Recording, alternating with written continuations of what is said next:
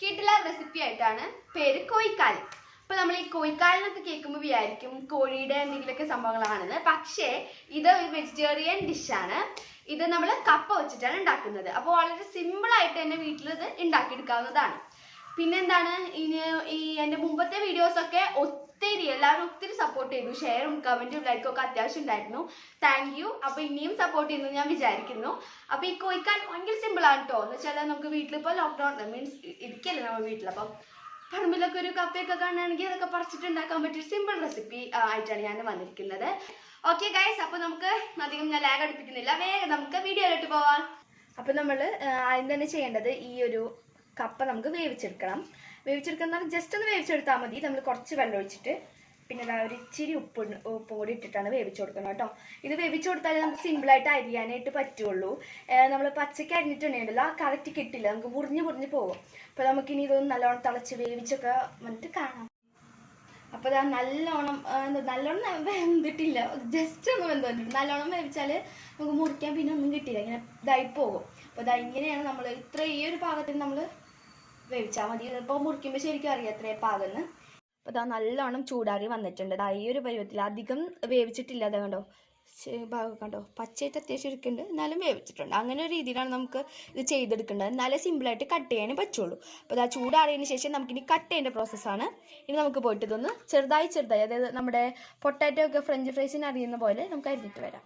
അപ്പോൾ നമ്മുടെ കപ്പ നമുക്കിനി ഒന്ന് അരിഞ്ഞെടുക്കാം. നമ്മുടെ പൊട്ടാറ്റോ ഫ്രഞ്ച് ഫ്രൈസ് ഇല്ലേ, അതുപോലെയാണ് നമ്മളിത് അരിയേണ്ടത് കേട്ടോ. അപ്പോൾ എനിക്ക് അറിഞ്ഞുകൂടെ കറക്റ്റായിട്ട് അരിയാൻ. ഞാനത് അതുകൊണ്ട് അമ്മനെ കൊണ്ട് അരിയിപ്പിക്കാൻ പോവുകയാണ്. ഓക്കെ, അപ്പോൾ നമ്മുടെ കപ്പ നല്ലോണം അരിഞ്ഞ് വന്നിട്ടുണ്ട്. അപ്പോൾ നമ്മൾ ഈ ഒരു രീതിയിലാണ് അരിയേണ്ടത് കേട്ടോ.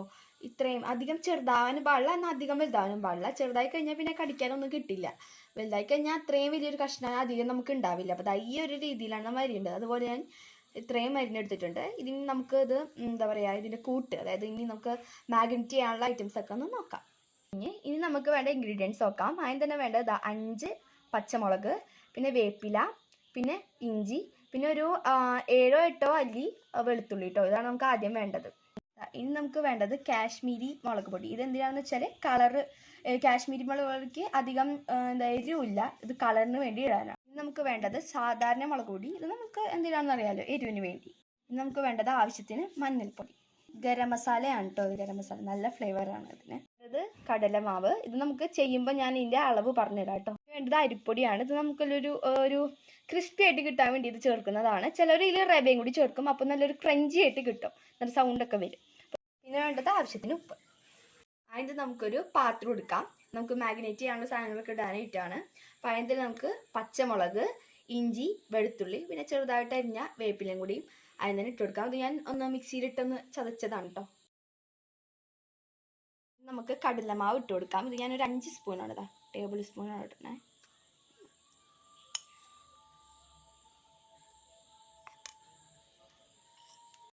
ഇനി വേണ്ടത് 2 ടീസ്പൂൺ അരിപ്പൊടിയാണ്.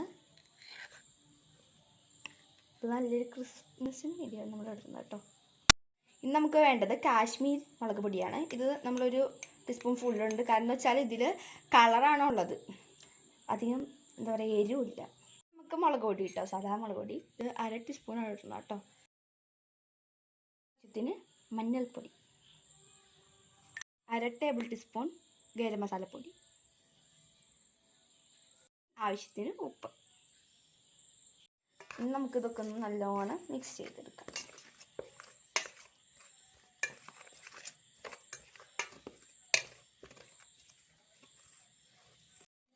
നല്ലോണം മിക്സ് ആക്കിയിട്ടുണ്ട്. ഇനി നമുക്ക് വെള്ളം ഒഴിക്കാം കേട്ടോ.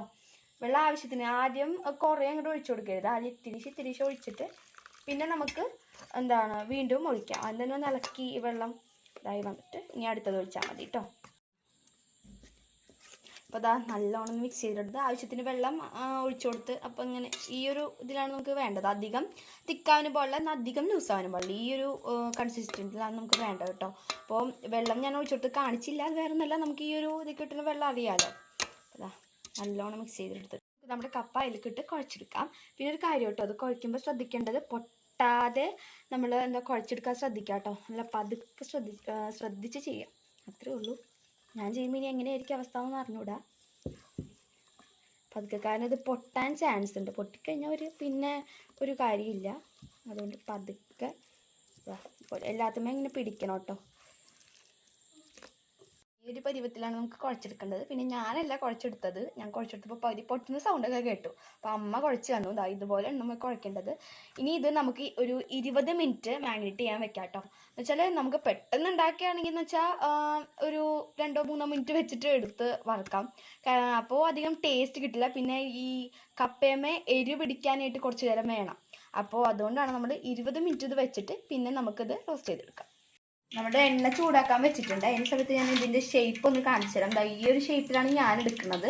നമുക്ക് ഇഷ്ടമുള്ള ഷേപ്പിൽ എടുക്കാം കേട്ടോ. കോഴിക്കാലിൻ്റെ ഷേപ്പിലായാലും എടുക്കാം നമുക്ക്. ഞാൻ ഇങ്ങനെ എടുക്കുന്നത്. ഇനിയിപ്പോൾ ഇത് വിട്ടുപോരണമെങ്കിൽ നമുക്ക് കുറച്ചുകൂടി കടലമാവ് ചേർത്തിട്ട് വേണം ചെയ്യാനായിട്ടോ. ഇത് ഇങ്ങനെ ഒരു ഒട്ടിപ്പിടിച്ചിരിക്കുന്ന രീതിയിലായതാണ് ഇതിൻ്റെ കറക്റ്റ് ബാറ്ററി ശരിയാവുക കേട്ടോ. ഓക്കെ, എണ്ണ നല്ലോണം ചൂടായി വരുന്നുണ്ട് കേട്ടോ. ഇനി നമുക്ക് എണ്ണയ്ക്ക് ഇടുമ്പോൾ കാണാം. എണ്ണ നല്ലോണം ചൂടായി പറ്റിട്ട് നമുക്ക് ഇടാം. ഞാൻ ഇട്ടിട്ട് കൊടുക്കാം. ഓക്കെ, ശരിയായി. നമുക്ക് ഓരോന്ന് ഇട്ട് കൊടുക്കാം. അമ്മനെ കൊണ്ടാണ് ഇടിയിപ്പിക്കുന്നത് കേട്ടോ. കഴിവുള്ളൂ. നമ്മുടെ ഉരുളക്കിഴങ്ങ് പോലെ ഒന്നല്ല കേട്ടോ ഈ കപ്പ. അത് വേവാനായിട്ട് കുറച്ചു നേരം വേണം.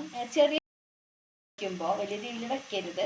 പിന്നെ നമ്മൾ ഈ തപ്പിയൊക്കെ എന്താ പറയുക, ആദ്യം നമ്മൾ ചെറുതായിട്ടൊന്ന് വേവിച്ചല്ലേ ഉള്ളൂ.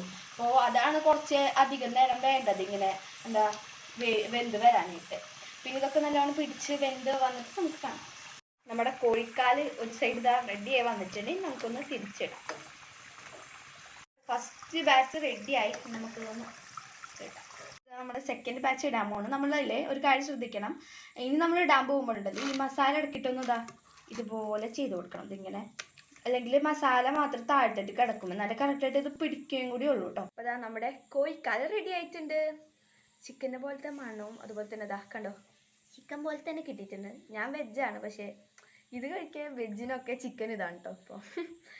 അപ്പോൾ നമുക്ക് ഇത് തലശ്ശേരിക്കാരുടെ ഒരു സ്പെഷ്യൽ സ്നാക്കാണ്. അപ്പോൾ ഇതുപോലെ കട്ടൻ ചായയുടെ ഒക്കെ നല്ല മഴയൊക്കെ ഉള്ളപ്പോൾ ഒക്കെ കുടിക്കാൻ നല്ല രസമായിരിക്കും കേട്ടോ. മഴയുള്ളപ്പോൾ തന്നെ അല്ല, എപ്പോൾ വേണമെങ്കിൽ കുടിക്കാം. പക്ഷേ കട്ടൻ ചായയുടെ കുടിച്ചാൽ ഏറ്റവും നല്ലതാണ്. മീൻസ് നല്ല ടേസ്റ്റ് ആയിരിക്കും. അപ്പോൾ നമുക്ക് ഇനി കോഴിക്കാലം തിന്ന് നോക്കാം.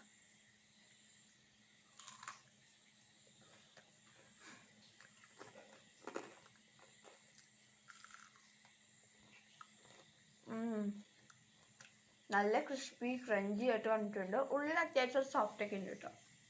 നല്ല പുറത്ത് കണ്ടോ, നല്ല ഒടിക്കുമ്പോൾ തന്നെ അറിയാം. എനിക്ക് അതിൻ്റെ കൂടെ കുറച്ച് ചായം കൂടി കുടിക്കാം. അപ്പം നിങ്ങൾ ചാനൽ ആദ്യമായിട്ടാണ് കാണെങ്കിൽ സബ്സ്ക്രൈബ് ചെയ്യുക. പിന്നെ കൂടെയുള്ള ബെല്ലൈക്കണിൽ ഓളൊന്ന് ഓപ്ഷൻ അമർത്തിയാൽ ഞാൻ ഇടുന്ന വീഡിയോസൊക്കെ നിങ്ങൾക്ക് നോട്ടിഫിക്കേഷനായിട്ട് വരുള്ളൂ. അതുപോലെ തന്നെ നമ്മുടെ കോഴിക്കാൽ ഇഷ്ടപ്പെട്ടിട്ട് ലൈക്ക് ചെയ്യുക, ഷെയർ ചെയ്യുക, കമൻറ്റ് ചെയ്യുക. അതുപോലെ തന്നെ നിങ്ങൾ ഇത് ട്രൈ ചെയ്ത് നോക്കുക. എന്നിട്ട് ഇതിൻ്റെ ഫീഡ്ബാക്സ് ഒക്കെ കമൻറ്റിൽ ഇടേണ്ടതാണ് കേട്ടോ. അപ്പോൾ ഓക്കെ, നമുക്ക് നെക്സ്റ്റ് വീഡിയോയിൽ കാണാം. ബൈ.